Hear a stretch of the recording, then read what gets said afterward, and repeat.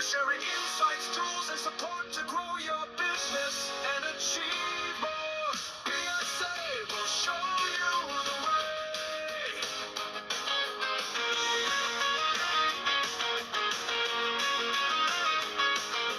BSA will show you the way.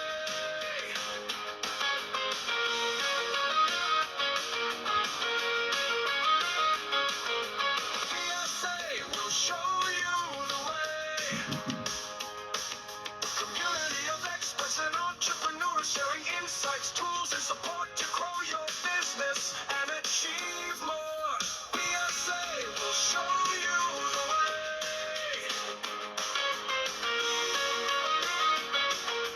BSA will show you the way. BSA will show you the way.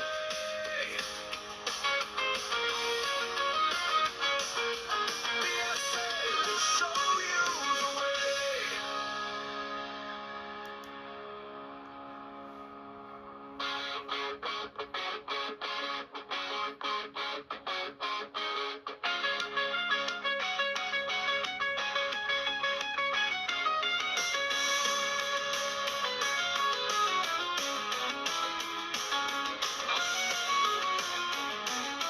BSA will show you the way.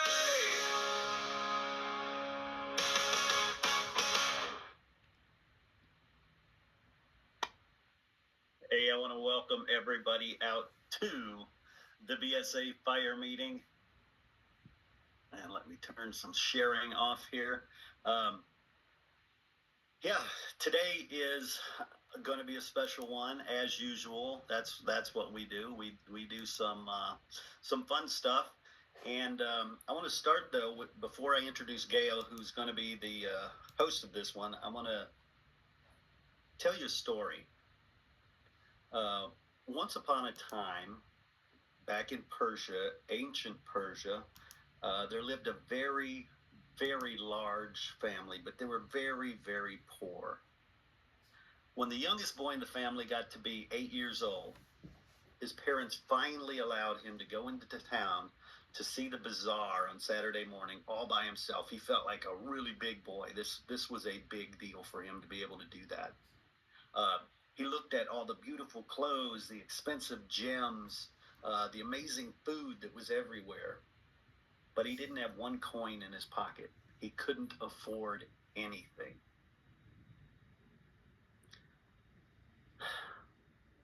After spending a good chunk of the day looking around at all the vendors,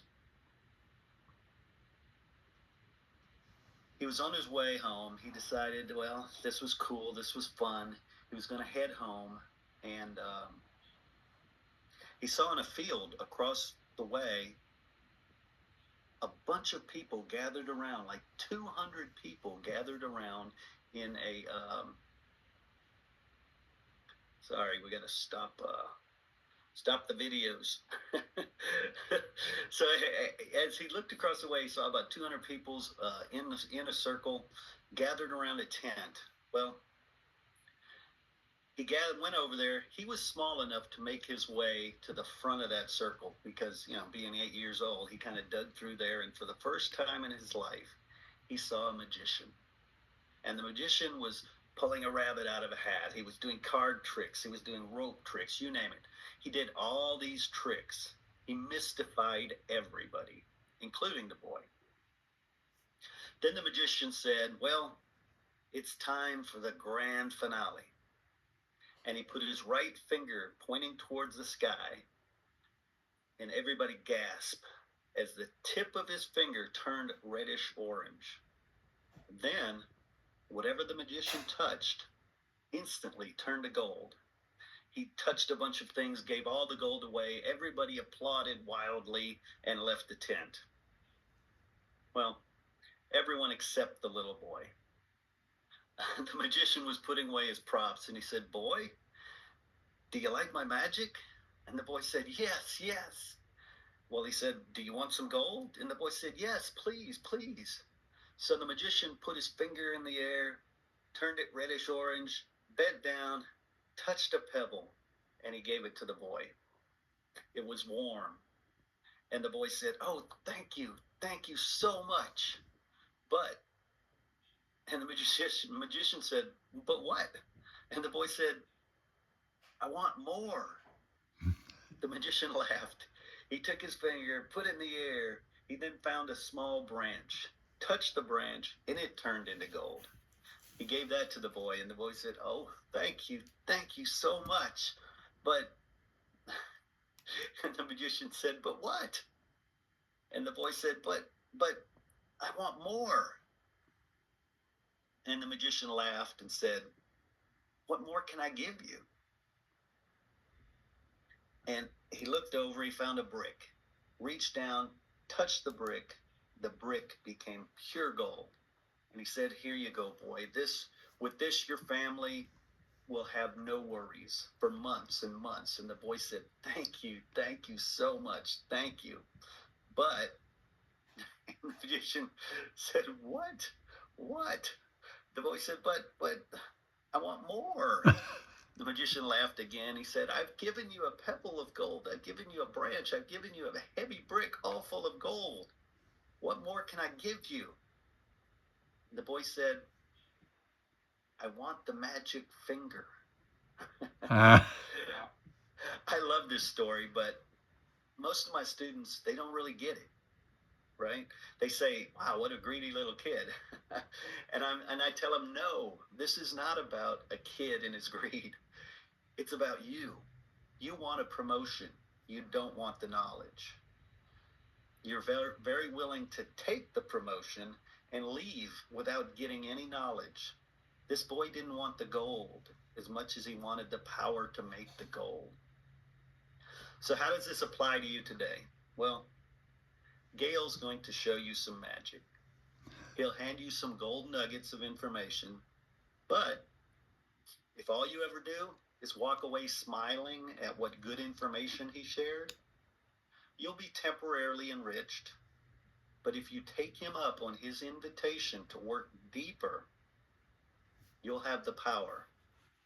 And that power is priceless. So with that, I want to introduce Gail Stolzenberg and ask him to start his video and admit some more people. And Gail, if you'll share your screen, I will do the introductions on you. Gail is a now, I don't know, 20, 30, 70, 100-year friend. He's a longtime friend. We go way back, and I tell you, he's meant so much to so many people. He is, when I call him the connector, he calls himself that too, and with good reason, because he's a certified professional networker. He has taught people, trained people how to deal with business networking, how to make the most out of your connections. He's a certified NLP practitioner, which he'll go into more today. Co-founder of Business Success Academy. He's a speaker, a best-selling author, a radio host, MC of the Olympic Games. He's done so many things. Member of the Global Coaches Association, and my friend, Gail Stolzenberg. Gosh, Gail, I'm going to hand things over to you, and you folks are in really good hands. Well, we'll see if we can live up to that introduction. Thank you so much, Chris. That's just confirmation about the certification as a practitioner and a coach in the neuro-linguistic programming world.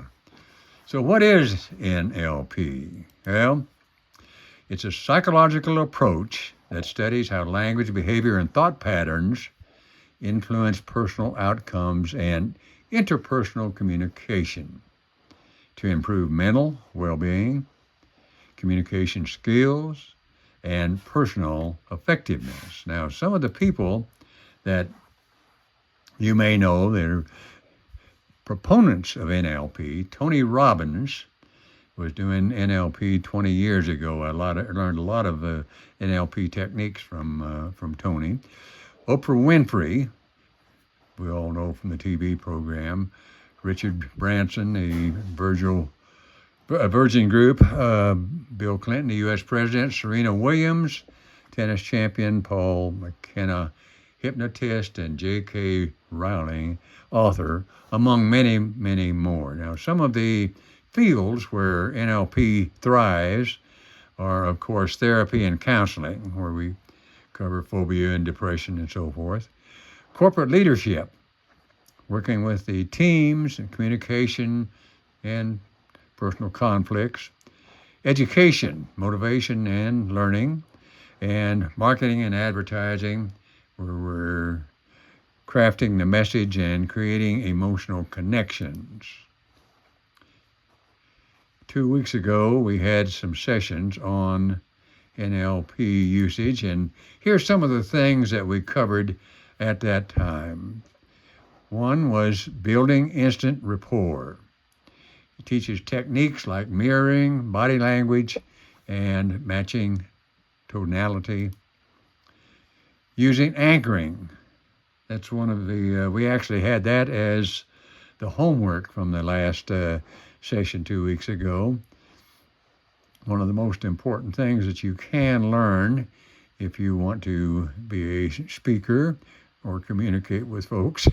It helps you create a positive emotional state through anchoring, involving associating physical action with confident mindset, matching communication styles to quickly connect with others. Reframing negative beliefs. You may think you have no negative beliefs. I actually thought that at one time, but we all have negative beliefs that are limiting beliefs. And NLP techniques help replace limiting beliefs like I'm a bad networker or bad at networking with empowering ones. Practical active listening. We've got two ears and one mouth, and should use them proportionately. At least 70% of the time we ought to be listening, and when we're talking we ought to be asking questions. So NLP emphasizes listening for verbal and nonverbal cues to understand others better and respond effectively. And mastering persuasive language is maybe one of the most important aspects. Using influential language patterns like storytelling, emotional appeals to engage with others.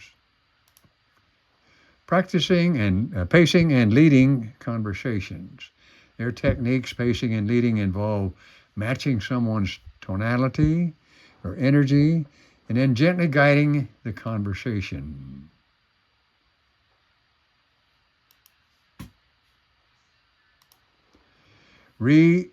Recognizing eye accessing cues. I think I told last time about the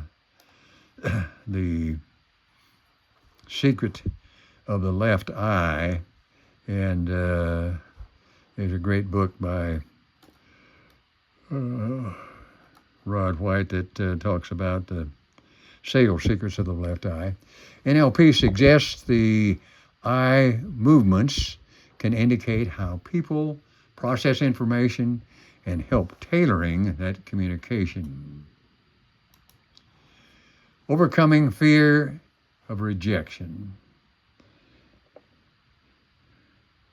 I think that you probably know the story that the comedian told about people would rather be in the casket than given the eulogy.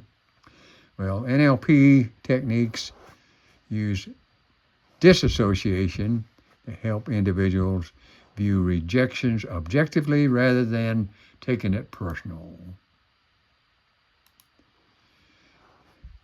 Using metaphors to communicate complex ideas. And basically, this is a storytelling aspect that become memorable. Adopting a growth mindset through NLP. The techniques encourage reframing challenges as opportunities and focusing on continuous learning. So, Using NLP to enhance networking. NLP practitioner thinks in terms of possibilities, solutions, and transformation. They leverage deep understanding of human psychology and communication to improve their own lives and help others achieve their goals. The mindset is marked by curiosity, flexibility, and a belief in limitless potential of the human mind. Well, let's talk about how NLP practitioners think. A unique mindset rooted in principles of human behavior, communication, and personal transformation. For example, outcome-oriented thinking, having clear goals and that are result-driven. Flexibility in behavior, that's an adaptability with multiple strategies. Modeling excellence. We talked a little bit about modeling in the previous session 2 weeks ago, but learning from success of others and replication of results. Awareness and sensory acuity, sharp observation, and again, active listening. Empowering beliefs, focusing on possibility and learning how to reframe. Powerful language. Words do matter. We use questions for growth. Responsibility and ownership. This is internal focus of control and empowering others. Anchoring positive states. And again, that's one of the top tools for emotional state management and resourcefulness. Focusing on the subconscious mind, understanding patterns and changing those patterns.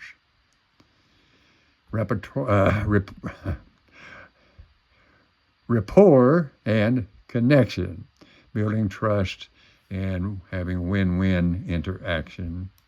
And finally, curiosity and continuous learning, open mindsets and self-improvement. So let's go down some of those. Outcome-oriented thinking. This is clear goal setting, imagining success vividly, aligning thought, language, and actions to achieve that outcome. Instead of asking, why is this always happening to me? We ask, what do I want instead?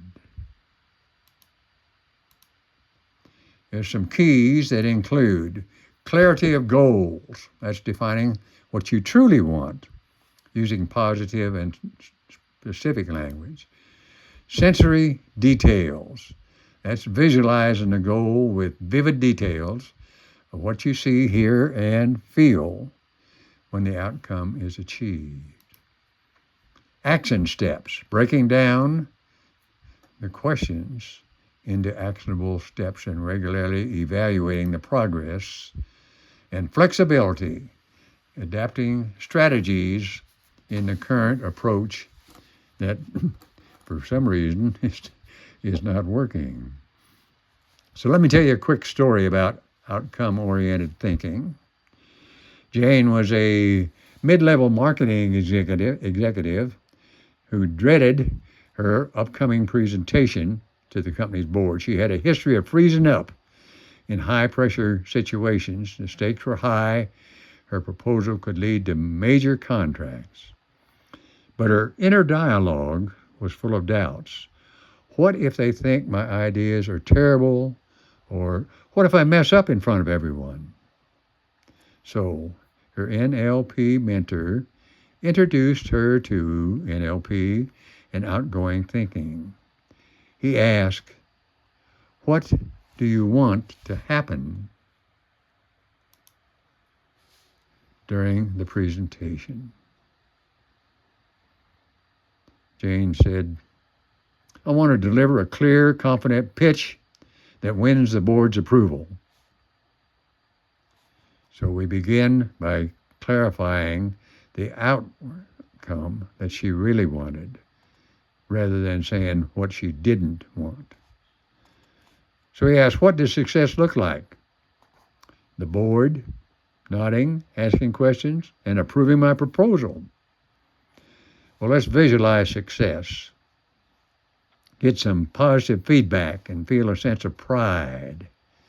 So he helped her anchor that confident feeling by associating with a simple gesture. And this was the gesture that we used in our previous session, and I'll discuss it more a little later.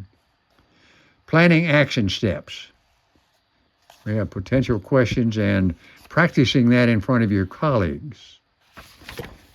So the moral of the story is that outcome-oriented thinking helps shift the focus from fear to a clear vision. You define her outcome, visualize it, align her actions, and transform that performance to achieve her goal. Flexibility in behavior. The person is most flexible, that is mostly flexible in any situation, has the greatest influence.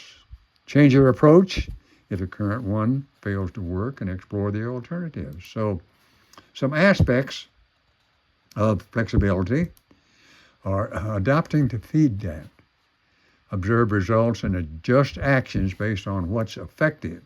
Resourceful thinking, just access different strategies and perspectives and tools to overcome the obstacles. And open-mindedness, letting go of rigid patterns and beliefs that are hindering your progress. So let's think about the stubborn salesperson. He's been talking with a client. He prepared a polished presentation that highlighted every feature of his product, but the client just seems disengaged.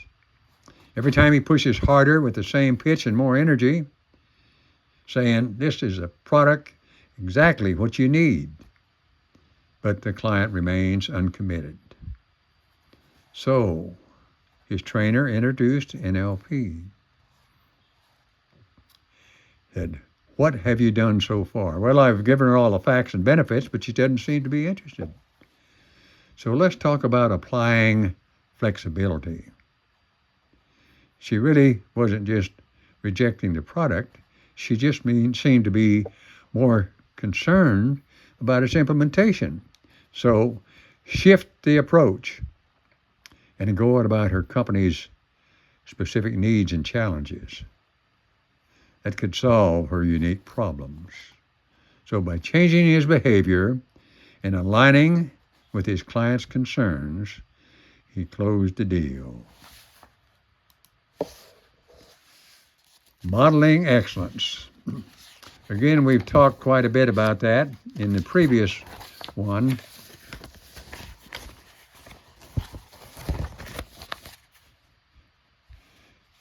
What we're doing is basically finding mentors, identify and replicating thought patterns, behaviors, and strategies of successful individuals. 4 key aspects include observation. Years ago, Dennis Waitley told me observation, imitation, repetition. That's how you learn. So observation is carefully studying the behavior, language, and mindset of the person that is being modeled. Deconstruction, how you break down their strategies into replicable steps. Replication, practice integrating those behaviors and patterns into your own life. And adaptation, rather than using their words, you personalize a model to fit your own unique circumstances and style. So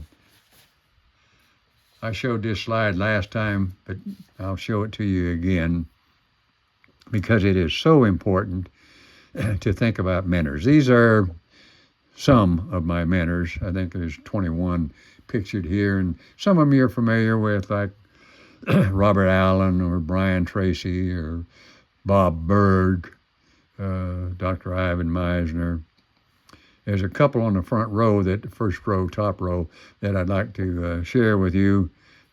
One of those is Richmond Den, who happens to be the founder of Underdog Academy, that I've got a lot of the information about NLP from.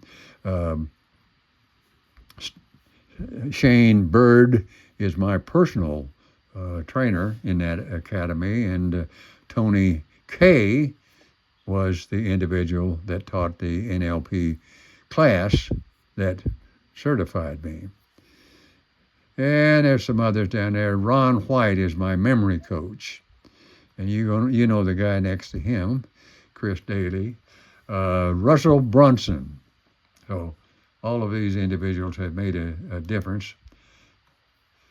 I want to talk about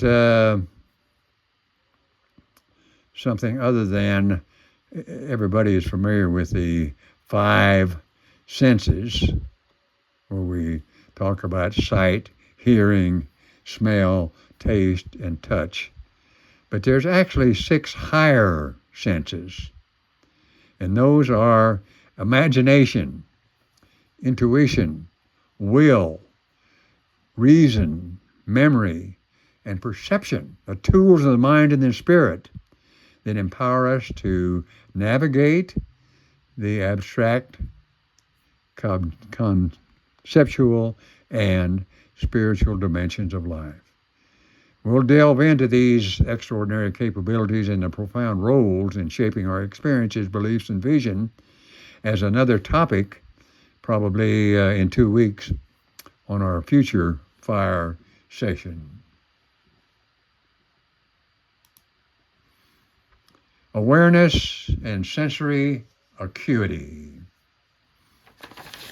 This enables practitioners to observe and respond effectively to subtle cues in communication and behavior, with heightened sensitivity to body language, tone of voice, breathing patterns, and micro expressions.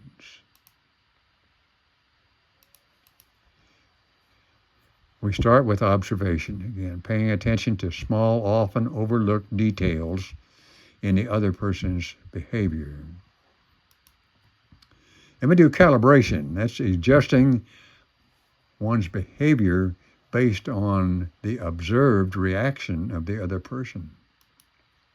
Empathy, using sensory information to better us understand and connect with others. That's one of my personal lacks of training, and the NLP course did wonders to improve my empathy. Oh, let me back up here. Excuse me. I wanted to just give an example on empathy.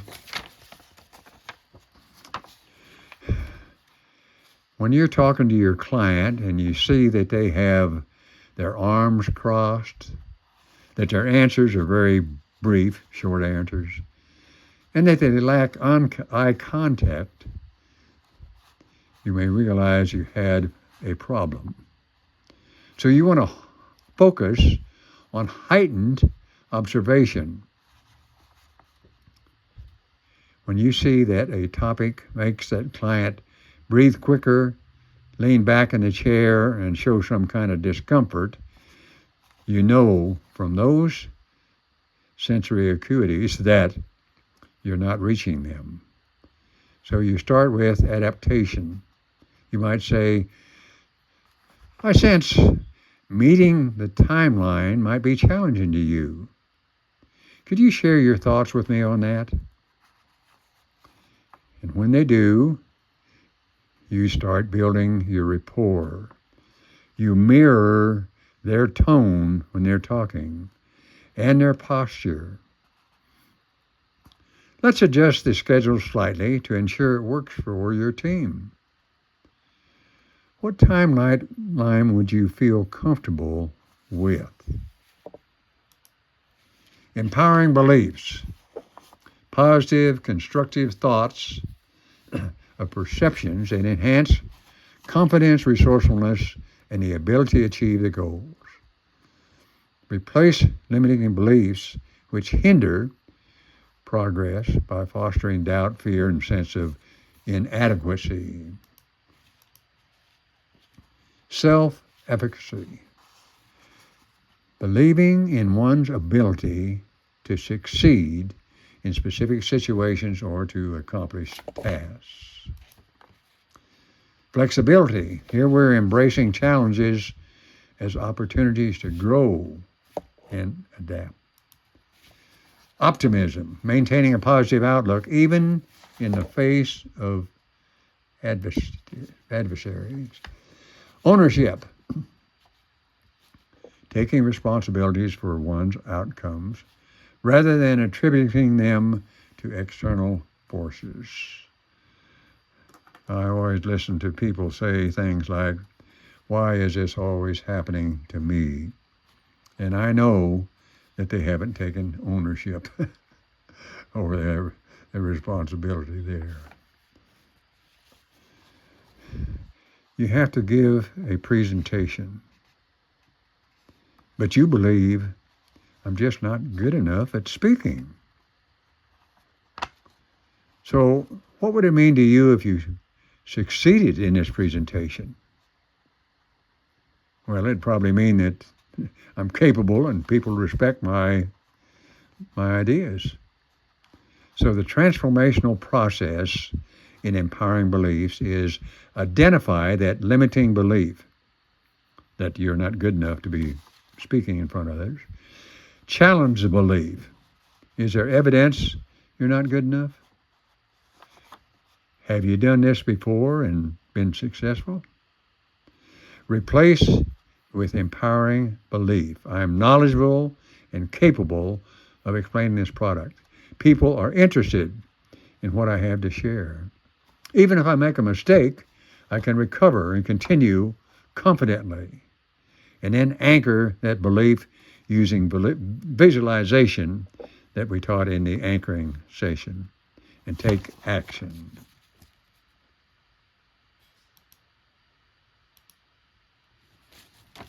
Powerful language. The deliberate use of words and phrases to influence thoughts, emotions, and behaviors positively, and helping people reframe limiting beliefs, set clear goals, and create new possibilities.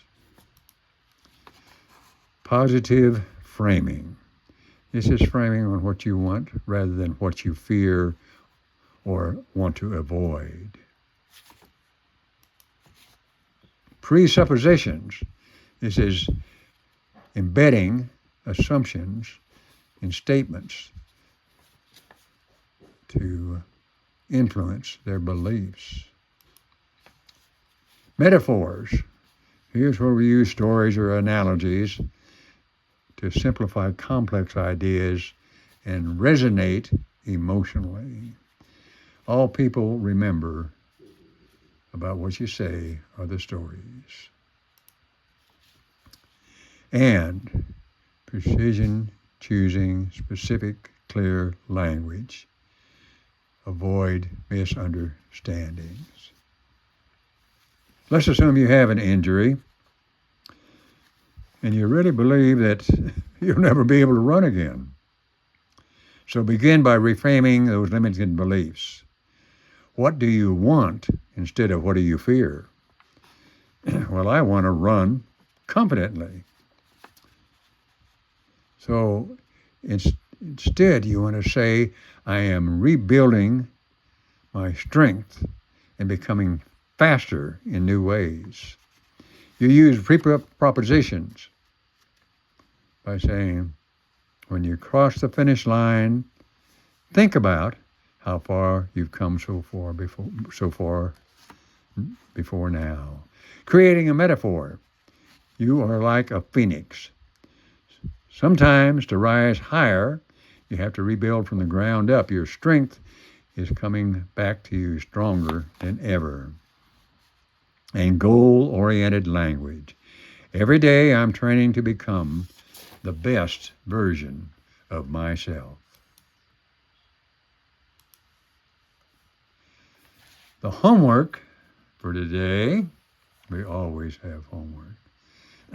We've gone over a half a dozen new ideas in NLP for you to consider. So what I'd like you to do is to choose one of the topics we covered today. For instance, you might choose powerful language.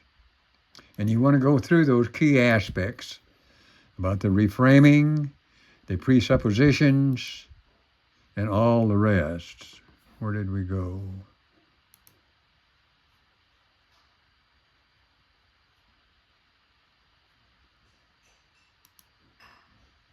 There we go. And metaphors. Precision, choosing specific, clear language to avoid any misunderstandings. Then you want to put that action into action every day.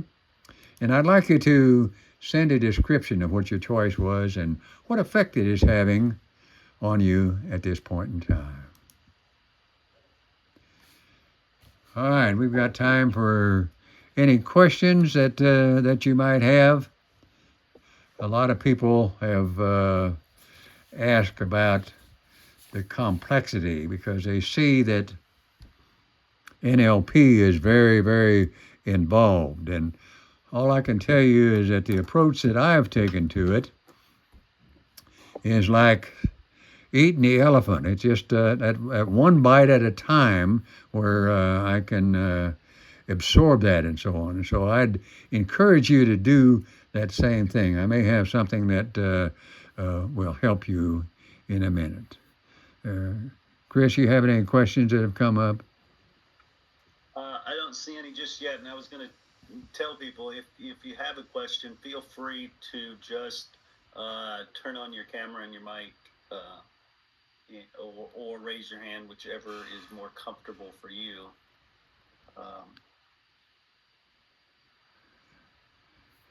Okay, if there's not, we'll go ahead with the rest of the presentation here. Oh, well, the question, identify the challenging limiting beliefs. What are the most predominant limiting beliefs? What are the most in most cases, Hyatt, people feel they are not educated enough. They are lack the financial stability, or they don't have the contacts to do the things that they want to do. And it's amazing until you go back and a lot of times self-hypnosis is very beneficial in helping with limited beliefs, in that you can go back into childhood and you can see what your thoughts were about money, and you can see other things that you've been concerned about that will trace back to the childhood. But for the most part, these limiting beliefs are really fears that you're unable to accomplish something. Does that help you? Yeah, and let me say, Angela posted in the chat imposter syndrome, and that's really at the core of all of it, is a feeling of inadequacy about something. Right. And we all suffer from it at some level. I always tell people fear is not an acronym for forgetting everything and run. It's an acronym for find every available resource. Angela raised her hand. Yes, Sorry, Andrew. I can't turn on my video, but it's important to understand how everything that you're saying, Gail. Thank you so much for sharing this afternoon. But the importance of understanding imposter syndrome leading to that inadequacy, and it's one of the 3 major scales of burnout. If you're in an area and you Yes. feel that you're inadequate to accomplish what your goals are, it is a major indicator that you are starting down the dangerous path of burnout. And it's preventable with so many of the things that you've talked about. But mindset is a major part of that. And inadequacy when it comes to burnout is that personal mindset, not the situation. Situations add to it as well. But this particular element is critical where you're talking. And we see so much of it in this world. It's helpful for those of us on the call to understand how this can lead you down that dangerous path. We all have limiting beliefs, Angela, and I think you hit on the one that probably affects most of us the majority of the time. One of our future sessions on FIRE is going to be about mindfulness, and I think that may come into play into helping in some of these areas. How do you come up with imposter syndrome? How are you defining that? Repeat it again, Hyatt. The imposter. Posture? Yeah, the imposter syndrome. Well, Yeah, when you're talking to someone, that's a well-known phrase, been used for a long time. That basically states whatever it is you're doing. If you're a television producer, if you're a movie star, if you're the best auto mechanic in the world, somebody starts to pay you to do it, and perhaps you doubt that you're worth what you're being paid to do it. Every podcaster I've ever started and launched with, they spend the first few episodes going, I'm not very good. I'm really not that good. But they weren't any worse than any other first podcasters who started. So everybody views themselves as an imposter at what they're doing. I think if you are one of those people who maybe you're an insurance salesman and you view yourself as I'm the best insurance salesman that ever was created, well, that's another mental condition. But I think everybody has it to some respect. I read a good book one time by Jim Wild. It was called Self-Talk, and it's all about, we got that little man on our shoulder there that is talking to us all the time, and we've got to learn how to shut him off and focus on more positive things. Okay, any other questions that we have? All right, well, I'm going to go ahead and tell you about the Tiny NLP Challenge. Now, it is private. It's just you and me. It's a one-on-one session rather than being in a group. So you can say anything that you want to say. It's 3 days, and it takes 30 minutes each day. There will be a question and answer session. We cover a specific NLP topic each day. And there is, like all of our sessions, homework that has to be accomplished in there. So your question, like the question everybody has when there's a pitch going on, is what is the cost? And the answer is there is no cost to you as a member of the Business Success Academy. So, if you'd like to schedule your Tiny NLP Challenge today, just send an email to gail@gailstoltenberg.com. And there is also an entire NLP course. This is just the outline of it, but it'll give you an idea. Of course, the requirement to even begin it is going to be to complete one of the tiny challenges. It's a 9-week course, one module each week. Module 1 covers the introduction and all the basics about NLP. 2 are the core concepts and techniques. 3 is anchoring. 4, the language patterns and communications. 5, strategies and modeling excellence. 6, the tools for change. 7, advanced applications. 8 is practicing and mastering NLP.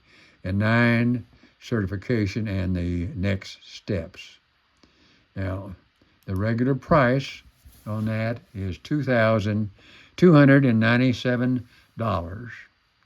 And you're more than welcome to talk to Chris Daly about arranging payment for that. But I'll let you talk to him right now at the giving you a little more information about Business Success Academy. Chris, it's all yours. Thank you, Gail. Thank you.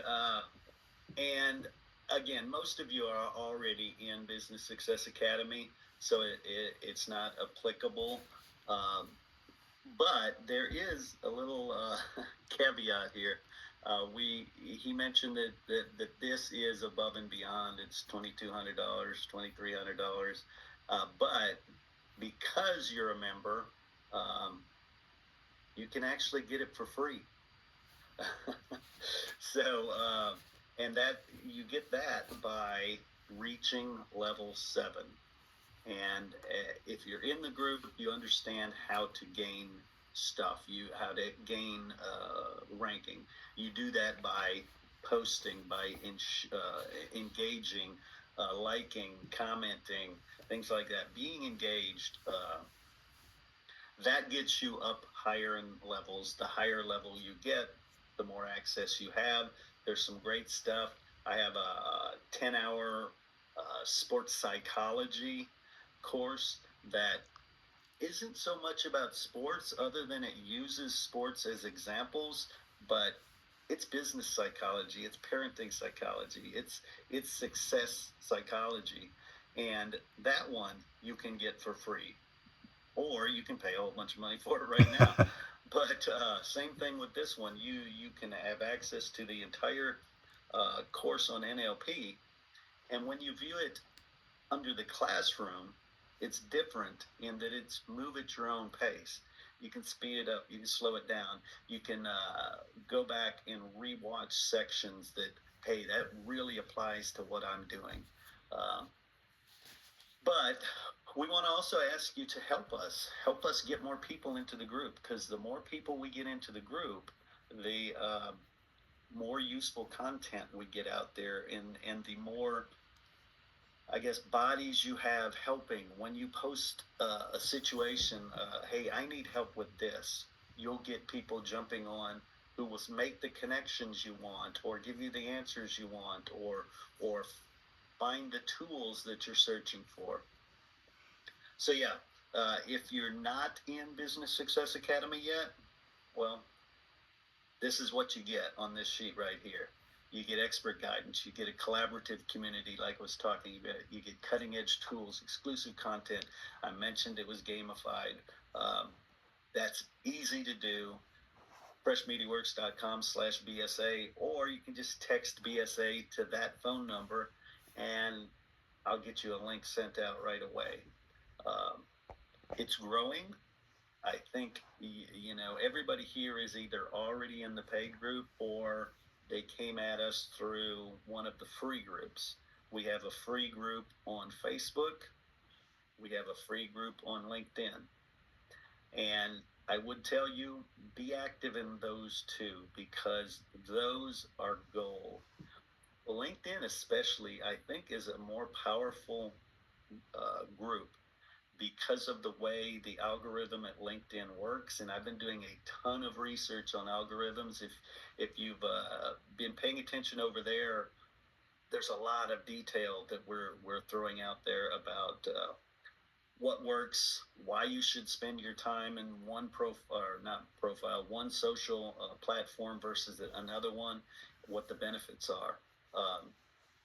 And right now, LinkedIn is a great platform because when I post something there, I can share it to these groups. When I share it to the groups, people see it that are in the groups, yes, but people see it who I have no connection with, who have no connection with the group, who have are just looking based on subjects. And LinkedIn is much more open about sharing. The AI with the algorithm pays attention to what it is you're talking about, and then it finds people out there who you have no connection with whatsoever, and it shares that content. So get on that that LinkedIn group, share your thoughts, share your feedback, share your assistance with each other, and you'll see your LinkedIn will grow. Right now, I think there's 80 people trying to who have sent me LinkedIn connections. Yes, half of them easily are AI bots, so I will ignore those.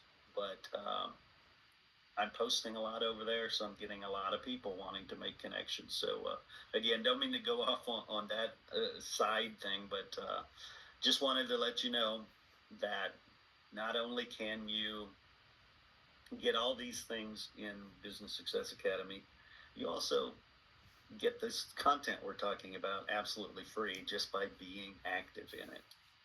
And that's all I have, Gail. Well, in that case, we want to thank everybody for attending today. We hope that you have a awesome remainder of the holidays here going through next Wednesday. And we want to, Chris has already told you there'll be a replay on this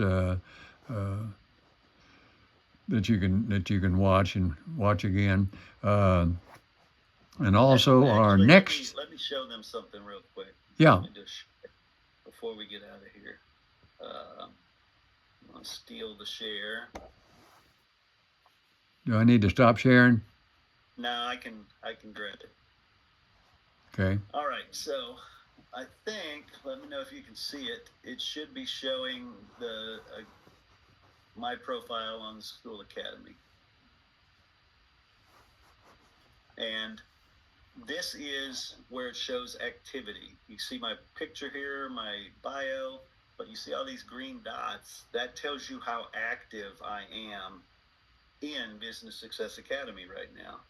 And the more active you get, actually the darker it gets. There were 19 activities I did on October 22nd, you know, and then I did none on one of the days that I was up there watching the Texas High School Football Championships.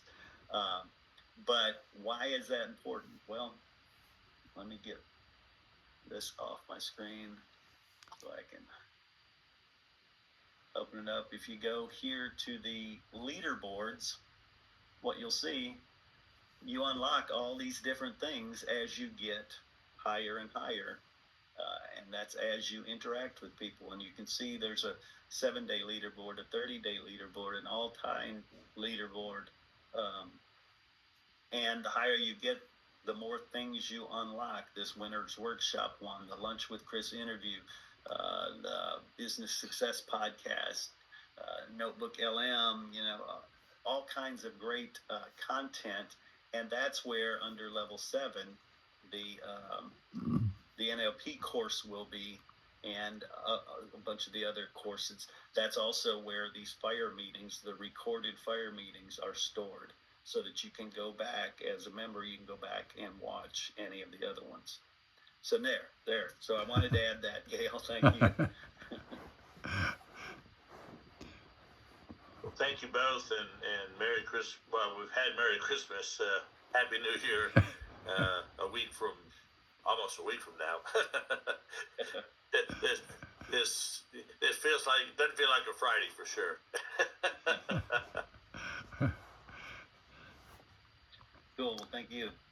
Happy New When's Year your to next everybody. session? It's every other Friday, exact same time, 11:30 a.m. Central.